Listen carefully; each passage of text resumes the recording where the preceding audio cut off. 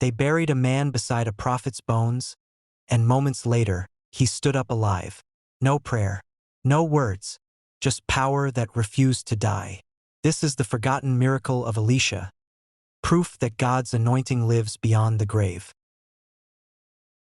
After years of miracles, parting rivers, healing kings, and calling fire from heaven, Elisha, the great prophet of Israel, finally fell sick. The same man who had once stood fearless before armies now lay quiet on his deathbed.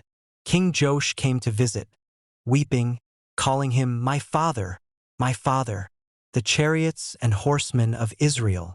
He knew when Elisha was gone, a shield over Israel would fall. And soon the prophet died. They buried him in a cave, his body left to rest under the sands of time. The years passed, and Israel went on, fighting wars, facing raids, forgetting the bones that once carried God's fire. Then one day, as men carried another corpse for burial, Moabite raiders suddenly attacked the land. Panicked, the mourners threw the dead man's body into the nearest tomb, the tomb of Elisha. And then, something no one expected happened.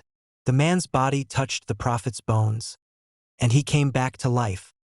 He stood on his feet, breathing again, while the stunned men fled in terror and awe. Think about it, Elisha was gone. No words spoken, no prayer uttered, no hand lifted, just the power of God that refused to die. Even in death, the anointing was still active. The Spirit of God had marked him so deeply that what touched him couldn't remain dead. It's a story most overlook, a silent miracle, buried between verses. But it tells us something profound. When God places His hand on your life, that calling never dies. It may rest, it may lie hidden, but it still carries power. So don't ever think your influence ends when people forget your name. Sometimes your legacy resurrects others long after you're gone. Because when God breathes into you, even your bones carry life.